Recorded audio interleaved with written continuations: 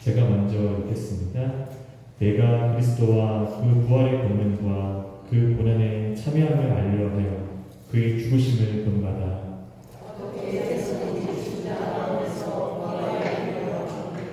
내가 이미 얻었다 함도 아니요 온전히 이루었다 함도 아니라 오직 내가 그리스도 예수께 잡힌 바 된 그것을 잡으려고 쫓아가노라.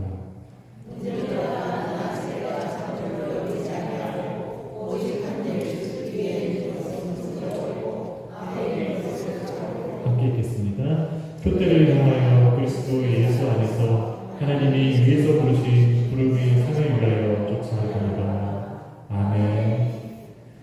우리에게 성령으로 주어진 이 예수님을 사랑하는 마음이 있죠. 날은 지금 많이 춥지만 이처럼 예수님과 예수님 말씀을 사모하는 마음은 우리의 마음 속에서 나날이 더해지면서 우리 마음에 늘 따뜻한 감을 느끼는 겨울입니다. 이는 우리가 경험하고 있는 상황과 환경을 초월하여 주어지는 것이기 때문이죠. 그 따뜻한 마음은 이 세상에서 들려오는 험악한 소식과 목소리들에 우리 마음이 요동치 않도록 같이 휘둘리지 않도록 우리를 지켜줍니다.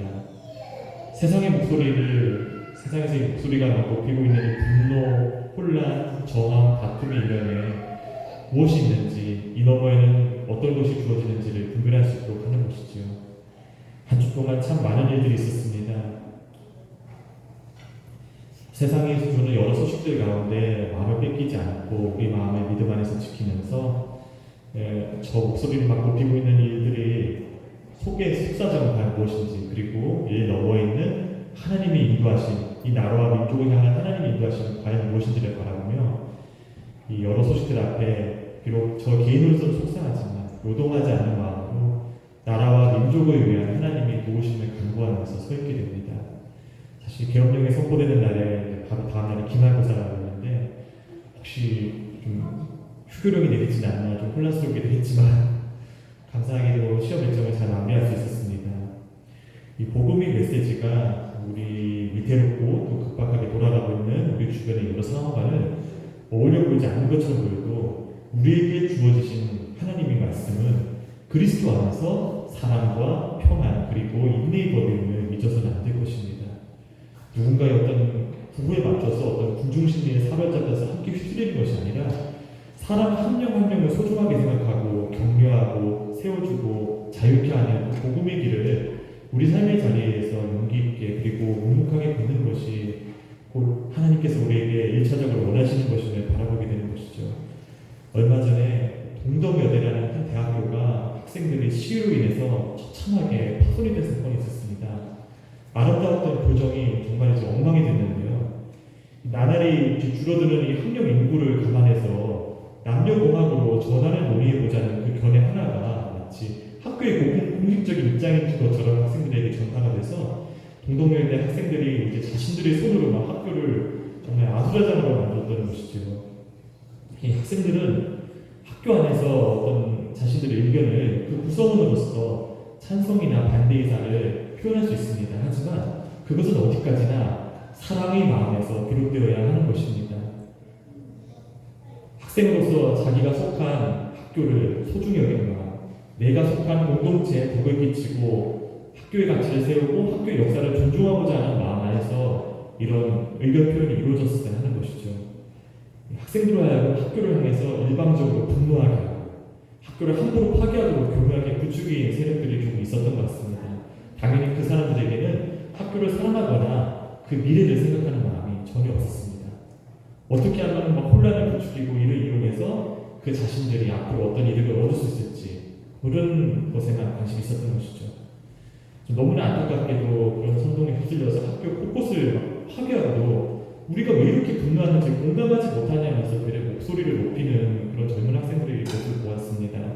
출입구를 점거해서 이제 자기 연구실에 들어가려는 스승 되신 교수님들을 향해서 정말 제가 옮기기 어려운 정말 부끄러운 말들을 일삼으면서도 이 군중심리 가운데 조금도 부끄러움을 모르는 학생들의 모습이 참으로 안타까운 것이죠. 그들을 사로잡고 있던 어떤 그런 의식이 바로 이제 정말 집단적 피해의식이라고 하는데 정말 저는 그게 딸을 가진 아빠로서 좀 이해하기 어려웠습니다. 왜냐하면 정말 어려움 가운데 고생들은 정말 저희 어머니 세대들, 여기 권사님 세대들이 정말 다 겪었는데 정말 젊은 친구들이 얼마나 그런 피해 시기를 크면서 많이 경험했는지 모르겠지만 어쨌든 그런 피해를 경험했다는 그런 사실을 가지고 수단과 방법을 가리지 않고 자기가 속한 터전에 분풀이를 하라는 어떤 그런 메시지를 갖고서 움직인 것 같은데 그것은 결코 복음과 같은 결일 수 없는 것입니다. 오히려 복음은 이렇게 증거하고 있습니다. 내가 과거에 겪었던 경험이 무엇이든 간에 그리고 현재 경험하고 있는 상황이 무엇이든 간에 예수님을 믿는 사람들은 하나님 안에서 가치 있는 사람이라는 것입니다. 그리고 하나님의 사랑을 행할 수 있는 능력의 사람으로서 지금 바로 살아가라는 것이 우리를 살리고 세우는 복음의 메시지인 것이죠. 동덕여대 학생들에게 그리고 이 세상 곳곳에서 주입되고 있는 이 어지러운 여러 주장들은 우리가 살아가고 있는 이 세상의 복합적인 복잡한 문화적 정서를 반영하고 있습니다. 하지만 그것들이 우리 사회가 갖고 있는 어떤 법체계뿐만 아니라 성경적으로 옳은 것인지를 바라보고 그것이 우리가 속한 이 사회에 과연 유익이 되는지 덕이 끼치는 것인지를 성경을 중심으로 돌아봐야 될 때인 것 같습니다. 이 세상의 어지러움 가운데 멈춰서서 하나님께서 지금 나에게 무엇을 준비하기를 원하시는지 사랑의 하나님, 질서의 하나님, 그리고 공의의 하나님께 겸손히 여쭈며 나갈 수 있는 은혜가 늘 우리 가운데 있기를 원합니다. 우리나라가 앞으로 있을 그 정치적 혼란으로 인해서 절대 동덕여대와 같은 무질서에 빠지지 않도록 이 소용돌이 같은 어려운 시기가 장차 남과 북이 겸손한 마음으로 자유민주주의 안에서 서로를 사랑하면서 원대로서 통일될 수 있는 소중한 밑거름이 될 수 있도록 그리고 사람을 하나님처럼 숭배하는 정말 그 적그리스도 같은 그 어리석은 우상 숭배의 어떤 전통과 그리고 우리가 이 땅에 살아가면서 하나님보다 더 소중하게 여겼던 여러 죄악의 우상들이 우리 민족의 한반도 가운데 영원히 소멸될 수 있도록 또한 우리 회개 가운데 다시 한번 복음이 평양으로 만주로 뻗어갈 수 있도록 이 길들이 우리 세대 가운데 열려질 수 있도록 나라와 민족을 위해서 중보를 기도를 하게 됩니다. 아픔의 길이 예상되지만 이것이 우리의 기도에 의해 주님의 섭리 안에서 선용될 수 있음을 믿으면서 훗날 이 모든 혼란이 없었다면 우리가 과연 억압받고 살았던 이 북한 사람들을 제대로 품고 사랑할 수 없었을 것이라 고백하게 되는 그런 통일 대한민국이 될 수 있기를 기도하게 됩니다. 그 말씀을 묵상하고 그 말씀을 믿으면서 또 품으면서 우리에게 주어진 삶을 살아갈 때 우리는 복음이 선물해주는 삶의 아름다움을 맛보게 됩니다. 이것은 곧 하나님께서 우리에게 주고자 하시는 선물인 것이죠. 우리가 복음을 향해 마음으로 열고 온 마음으로 복음을 붙잡을 때 우리 삶을 통해서 주님께 영광 돌리면서 그 주님의 선물을 누릴 수 있는 길이 열리게 되는 것입니다.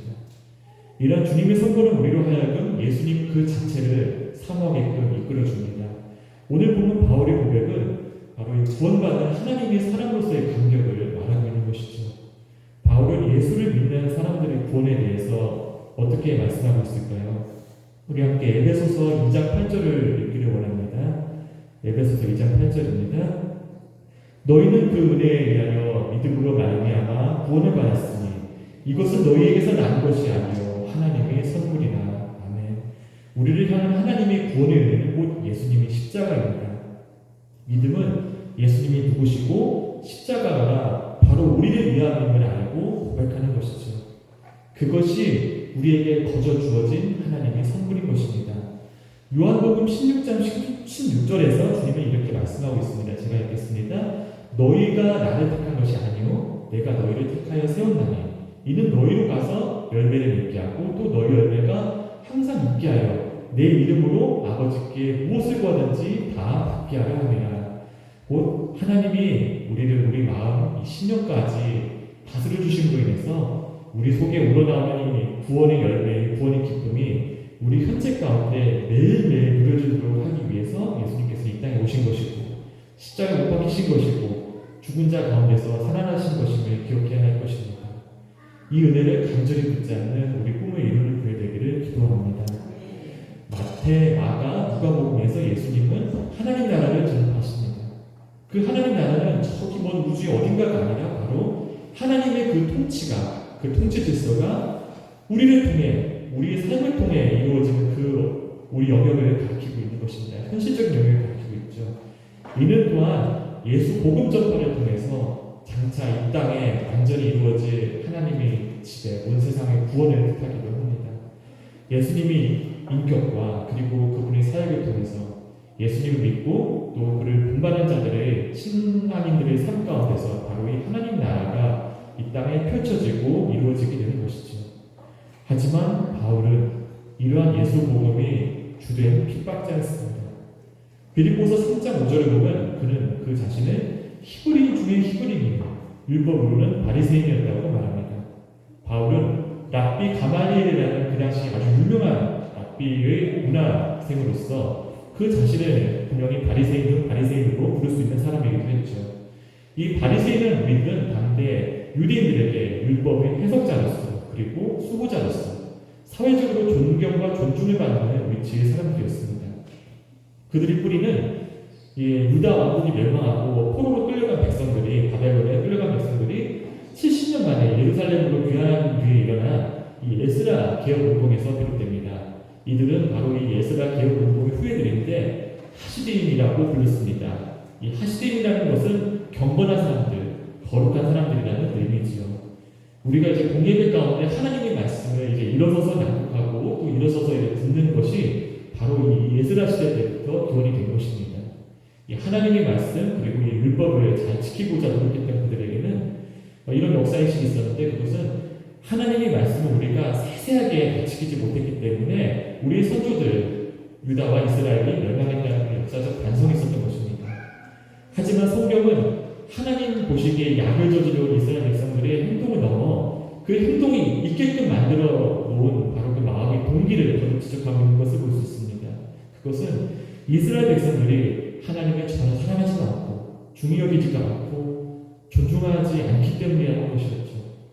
하나님 말씀을 세밀하게 하나하나 지키지 못했기 때문이라는 바리새인들의 인식은 마음에 강조하고 있는 우리 성경의 강조점과는 바로 좀 다소 다른 지점임을 보게 됩니다.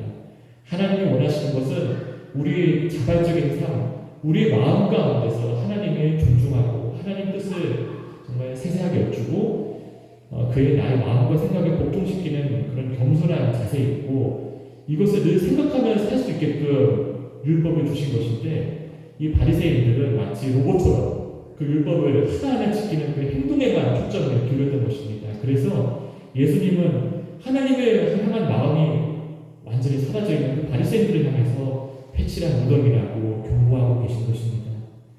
오늘 본문 6절에서 바울은 그 자신이 열심으로 교회를 핍박했음을 고백합니다. 사람들은 선동해서 교회를 부수고 사람들을 끌고 가서 옥에 가두는 일에 앞장섰던 것이죠. 하지만 그 바울이 다메섹 도상 앞에서 엎어지고 맙니다. 그는 부활하신 예수님을 만나게 되는 것이죠. 그리고 그의 모든 것이 바뀝니다. 복음이 핍박자에서 복음이 증인으로 바뀌게 되죠. 우리가 예수님을 만날 때 우리가 옳게 생각했던 그동안 우리가 맞다고 생각해왔던 어떤 판단이나 가치관이 배설물처럼 내려놓아지고 성령께서 주시는 그리스도의 마음이 나를 주관하는 것을 나를 감동해 주시는 것을 기뻐하게 되는 것입니다. 하지만 내가 옳게 생각한 방향으로 일이 순조롭게 되는 것을 넘어서 나를 통해서 그리스도의 마음이 표현되고 복음이 흘러나가게 되고 나의 마음 안에 그리고 나의 삶 가운데 하나님 나라가 이루어지는 일을 더욱더 사모하게 된다는 그런 열정이 우리 마음속에 숙제처럼 남아있게 되겠죠. 이 다메섹 도상에서 경험 이후 바울은 복음으로 사람을 먹이고 사람을 세우고 교회를 북돋는 일을 하며 살아가게 되는데 아마도 그를 지배하고 있었던 그 마음의 열정은 바로 이런 복음을 향한 열정이었던 것입니다. 이 바리새인으로서 율법과 구약 성경에 정통했던 사람이 바울이었는데 그는 예수 복음을 이렇게 전하고 있습니다. 예수님이 죽음과 부활을 전하고 있는데 그것을 하나님의 의로 말씀하고 있는 것이죠. 우리는 스스로 절대 의로움을 얻을 수 없는 존재인 것입니다. 그것은 아무리 율법을 엄격하게 지키려고 노력해도 마찬가지입니다. 율법을 기계적으로 열심히 지키려고 애쓴 결과 그 율법을 주시는 하나님의 사랑의 마음에서 멀어지고 오히려 주님이 몸된 교회의 정죄자고 핍박자가 되어 말았음을 바울이 아프게 고백하고 있는 것이죠. 하지만 하나님께서는 그 자신을 우리를 위해 내어주셨으니 그것이 곧 예수 그리스도여 그가 짊어지신 십자가라고 바울은 고백하고 있는 것입니다. 이제 이 예수님을 믿는 믿음이 곧 그리스도인이 참 순종이고 산 제사가 되는 것입니다. 주님이 십자가를 생각하며 예수 이름으로 기도하는 것이 곧 하나님 앞에 우리 마음의 진정한 동기를 드리는 산 제사가 되는 것이지요. 이것이 곧 하나님께서 기뻐하시는 하나님의 의인 것입니다. 로마서 1장 17절을 함께 읽겠습니다. 로마서 1장 17절입니다. 복음에는 하나님의 의가 나타나서 믿음으로 믿음에 이르게 하나니 기록된 바 오직 의인은 믿음으로 말미암아 살리라 함과 같으니라. 로마서 10장 10절을 통해서도 바울은 또다시 증언합니다. 10장 10절입니다. 함께 읽겠습니다. 사람이 마음으로 믿어 의에 이르고 입으로 시인하여 구원에 이르느니라. 우리는 이 언어로서 그 말과 글이라는 표현을 통해서 복음을 전파하게 됩니다. 내가 복음 안에서 느낀 기쁨과 그 아름다움을 자연스럽게 다른 사람에게 묘사하고 나누게 되는 것이죠. 복음을 시인하는 것은 나의 구원뿐만이 아니라 내 주변에서 살아가고 있는 우리 이웃을 위한 것이기도 합니다. 우리는 늘 주의 은혜로 여기까지 왔다. 주의 은혜로 2024년을 살아왔다. 그리고 주의 은혜로 2025년을 살아갈 것이다. 이렇게 주님께 감사와 영광을 돌리는 고백을 아끼지 말아야 할 것입니다. 그렇게 아끼지 않았을 때 자연스럽게 우리 삶을 통해서 이런 고백들이 흘러나가게 될 것입니다. 작년에는 사과가 많이 비쌌죠. 사과 한두 개가 10,000원을 불렀던 그런 기억이 납니다. 그럼 그나마도 요즘은 그때에 비하면 가격이 좀 착해져서 참 다행으로 생각하고 있습니다. 우리는 사과는 참 맛있다라고 말할 수 있습니다. 아삭아삭하고 상큼하면서 속을 개운하게 한다고 표현할 수 있죠. 붉고 생생한 빛깔의 사과를 아침에 먹는 것이 건강에 좋다는 정보를 말할 수도 있습니다. 하지만 이 사과를 먹을 때 우리 자신이 경험하게 되는 이 식구에서 느끼는 그 상쾌한 감각들을 우리가 쓰고 있는 그런 말과 글이 다 담아낼 수 있을까요? 그렇지는 못한 것 같습니다. 사과의 어떠함에 대해 묘사하는 다양한 표현들은 우리로 하여금 사과라는 과일을 먹을 수 있도록 이끌어주는 경우가 많지만 그 표현만으로는 이제 경험자의 체험이 듣는 사람에게 그대로 전달될 수 없는 거죠. 하나님 나라를 이해하고 누리는 체험이 얼마나 깊고 가치 있는 것인지는 바로 복음을 품고 살아가면서 직접 맛봐야 되는 선물인 것입니다. 하나님의 숨겨진 선물인 것이죠. 우리는 그리스도인의 삶을 통해 그가 체험한 복음이 얼마나 놀라운 것인지를 또 알게 되고 그런 복음의 삶을 자연스럽게 사모할 수 있게 되는데 그것은 바로 그 복음을 붙잡는 그 정말 주님 안에서 씨름하는 그 고난의 열매인 것입니다. 말과 글과 같은 어떤 전달수단의 동기가 되는 어떤 증인된 사람의 경험적인 부분이 있죠. 간증자와 하나님만 아는 그 체험과 그 기억에서 비롯되는 그런 감각은 부분적이긴 할지라도 우리 말과 글을 담겨서 자연스럽게 사람들에게 전파되고 증언되게 됩니다. 그런데 이것이 성령의 역사를 통해서 듣는 사람에게 그 마음에 두드리는 메시지로 들어가게 됩니다. 성령이 도우신 가운데 우리 이야기를 들어주는 사람들로 하여금 복음을 사모하는 마음을 불러일으키는 계기가 되는 것이죠. 주님 안에서 경험된 우리 삶의 믿음과 감사가 그리고 소망이 그리고 주님께 은혜를 고백하는 우리 일상의 말들 가운데 녹아져서 나온다고 상상해 보십시오. 그것은 상 주시는 하나님께 큰 영광을 돌려드리는 일이 될 것입니다. 예수님의 평안과 은혜가 우리 삶 가운데 자연스럽게 감사로 고백될 수 있는 연말이 되기를 축복합니다. 우리에게 주어진 말과 글은 전달자가 그 자신의 경험을 생생히 떠올리며 전달하는 그 체험적인 부분을 비록 다 담아낼 수는 없지만 우리가 자연스럽게 표현하는 그런 믿음의 고백 가운데 우리의 삶과 경험의 진실이 담기면 그것은 큰 울림이 될 것입니다. 그 진실성이 주님을 향한 감사의 고백으로서 전달되는 우리의 삶 가운데 주님께서 역사하실 것이고 영광 받으실 것이고 기뻐하실 것입니다.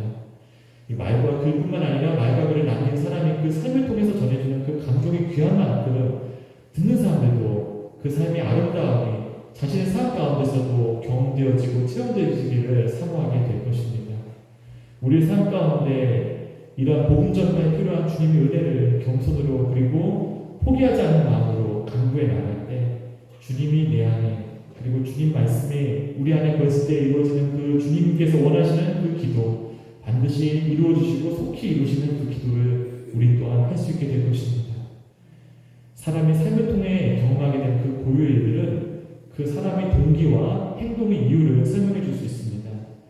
갈릴리 호숫가에서 그물을 손질하고 배를 띄우던 어부들이 예수를 증언하기 위해 그의 죽음과 부활을 증언하기 위해 저마다 열방으로 흩어지고 마침내 순교의 자리까지 이른 것은 그 주님의 메시지가 진실한 것임을 방증하고 있는 것입니다. 바리새인 중인 바리새인이요 복음이 핍박자였던 바울이 변화해서 죽기까지 순종했던 것은, 그리고 폭설 앞에서도 정말 정성과 힘을 다해 교회 앞을 눈을 정리해 주시고 또 복음을 전하시는 우리 꿈을 이루는 교회의 발걸음은 우리에게 주신 하나님의 말씀이 실로 충만한 진리임을 일깨워주고 있는 것이죠. 우리 같은 실로 평범한 사람들이 이렇게 정말 삶을 주님께 올려드릴 만큼 예수의 말씀 그리고 예수 십자가와 죽음의 이 부활이라는 예수 체험은 정말 생생하게 경험되어진 놀라운 사랑의 진실인 것입니다. 하나님께서는 우리 말과 그린 이 가진 한계를 아시기에 복음서도 4개를 주셨고 또 그 복음서의 예수 말씀을 붙들고 살아가는 허다한 믿음의 증인들을 주셨고 오늘의 우리도 그러한 증인의 삶을 살아갈 수 있도록 우리 가운데 성령으로 함께 하시면서 우리를 도와주십니다.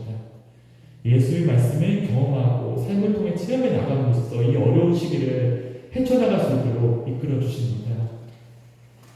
복음의 체험은 때로는 밤 사경, 이른 새벽에 거센 바람을 맞으며 쪽배로 바다를 건너야 되는 그 어려운 시간 가운데, 혹은 유리굴라 광풍에 배가 무섭도록 흔들리는 요동함 가운데, 때로는 억울한 일을 겪고 마음이 채찍질을 당한 까닭으로 현실의 감옥에서 혹은 기도의 골방에서 잠잠히 하나님을 바라보아야 되는 그런 상황 가운데 우리로 하여금 하나님이 인도하시는, 하나님이 하실 수 있는 그 일들을 기대함으로써 얻어질 수 있는 그런 귀한 경험들로 고백되고 나타나게 될 것입니다.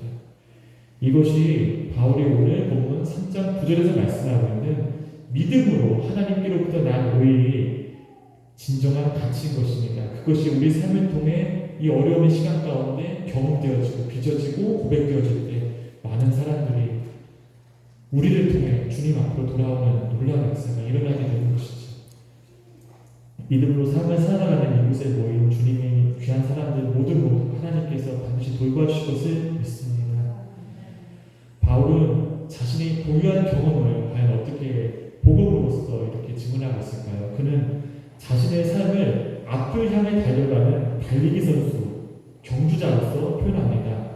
고린도후서 9장 24절에 바울은 운동장에서 다름질하는 사람들이 말하면서 그 중에 상 없는 자는 하나라고 이야기하고 있습니다. 그 당시 문화에서 일단 경험할 수 있었던 운동경기, 그리고 그 운동경기의 승자로서 믿음을 붙잡고 살아가는 사람들의 삶과 그들이 받을 영광의 상을 이렇게 묘사하고 있는 것입니다. 때문에 오늘 본문에서 이 부름의 상이라는 표현이 그리스도인의 삶의 결과로서 이렇게 묘사되게 되는 것이죠. 이는 곧 바울이 달려가 바다를 포대라고 표현되고 있습니다. 이 부름의 상 브라베리오는 경기장에서 수상자가 이긴 사람의 이름을 불러주는 그 장면을 이렇게 떠올리게 됩니다. 경주를 아주 잘 마친 사람의 이름을 하나님께서 영광 중에 부르는 그 기쁨의 때를 바울이 이렇게 묘사하고 있는 것입니다. 이러한 부르심은 바울의 삶과 그의 신앙 전체를 일컫는 표현이기도 한 것이죠. 바울은 다메섹에서 그리스도를 만난 경험을 하나님이 나를 부른다 이렇게 표현하고 있습니다. 갈라디아서 1장 15절을 함께 읽겠습니다. 그러나 내 어머니 태로부터 나를 택정하시고 그의 은혜로 나를 부르시니가 불렀다고 이렇게 말씀하시고 계십니다. 하나님의 예정을 말씀하고 계신 것이죠. 이 로마서를 비롯해서 바울의 여러 편지들 가운데 바울은 자기 정체성을 하나님께서 나를 사도로 부르셨음에 두고 있습니다. 또한 교회 모인 성도들을 이렇게 성도로 부르심을 받은 사람들이라고 부르고 있죠. 하나님께서 부르심을 이렇게 하셨다는 것은 우리가 나는 예수님을 믿는 사람입니다, 나는 그리스도입니다라고 고백하는 우리 정체성의 기초가 되는 것입니다. 우리는 같은 부르심 안에 있다는 고백을 할 수 있고, 이것은 바울 서신 안에서도 발신자 바울과 수신자 교회 성도들을 하나로 부르는 기반이 되겠습니다. 로마서 8장 30절을 함께 읽겠습니다. 또 미리 정하신 그들을 또한 부르시고 부르신 그들을 또한 의롭다 하시고 의롭다 하신 그들을 또한 영화롭게 하셨느니라. 우리가 누리는 그 구원의 삶은 바로 우리를 향한 하나님의 부르심이 있기에 이루어졌음을 우리는 알 수 있습니다. 데살로니가전서 5장 24절에서는 너희를 부르신 이는 믿으시니 그가 또한 이루시리라고 말씀하십니다. 이 말씀은 빌립보서 1장 6절에 너희 안에서 착한 일을 시작하신 이가 그리스도 예수의 날까지 이루실 줄을 우리가 확신하노라는 말씀하고 같은 맥을 갖고 있는 말씀인 것이죠. 우리는 이 복음의 말씀을 묵상하면서 우리를 향한 주님의 인도하심을 신뢰하며 나의 연약함이 아니라 주님이 이끄심과 이루심을 믿음으로써 우리 삶 가운데 나타날 것을 기대하게 되는 것입니다. 이 복음을 향한 주님의 부르심은 하나님께서 주도하시는 구원의 역사입니다. 그 속에 하나님의 목적이 담겨있는 것이죠. 그리고 그 부르심은 우리가 예수 그리스도 안에서 하나님 뜻을 여쭈고 말씀과 기도로 나아갈 때 우리 삶을 통해 구체적으로 드러나게 되는 하나님이 숨겨진 선물이기도 한 것입니다. 그래서 이 상을 얻기 위해서 이 상을 바라보면서 힘차게 달려가리라 다짐하는 이 바울의 걸음은, 그리고 이 바울의 걸음을 본받아서 이 어려운 가운데서도 믿음의 걸음에 나아가고자 하는 우리의 걸음은 결코 헛된 것이 아닌 것입니다. 오히려 반드시 주실 구원의 상급을 위한 기쁨이 걸음인 것이죠. 이 부르심의 삶은 하나님이 한 인간의 삶에 찾아오셔서 자신을 드러내시고 불러주실 때부터 하나님께서 우리 각자에게 의도하고 계신 상급인 것입니다. 이 부르심의 삶을 풍성히 누리는, 현재 미래의 이 부르심의 삶을 풍성히 누릴 수 있는 우리 꿈을 이루는 교회가 되기를 기쁨으로 중보합니다. 끝으로 나눈 찬양은 이 산지를 내게 주소서입니다. 세상의 거센 파도와 폭풍 앞에 우리가 가질 수 있는 생각과 판단은 정말이지 너무도 부족한 것 같습니다. 조금이라도 어려움과 한계가 찾아오면 내게 주어진 것으로 이것을 감당할 수 있을까부터 먼저 생각하는 우리입니다. 어느 정도 계산해서면 그 계산을 통해 안심을 누리지만 만약에 계산이 서지 않을 경우에는 금세 좌절, 방황, 두려움, 낙심에 사로잡히곤 하죠. 그러나 그 어느 때보다도 무슨 일이 터지는 것이 아닌가, 사람들이 비록 불안에 떨고 있는 요즘이지만 이것을 자정과 회개의 기회를 삼고자 하시는 주님의 계획과 선하신 계획과, 그리고 이 위기 넘어 펼쳐지게 될 하나님의 섭리를 바라보면서 우리와 지역사회 그리고 대한민국의 모든 상황을 믿으심으로 다스려 주실 것을 주님께 기도드립니다. 주님이 주신 땅으로 시작되는 이 찬양은 복음을 품고 살아가는 우리들이 삶의 자리로 나아가는 그 동력이 무엇에서 비롯되어야 하는지를 말하고 있습니다. 주님을 신뢰함으로써, 주님을 의지함으로써, 주님이 주시는 그 담대함으로써 주님 영광 위하여 나아갈 때 이미 주님께서는 우리를 위해 모든 감사의 고백을 예비해 주셨음을 고백하며 이 찬양을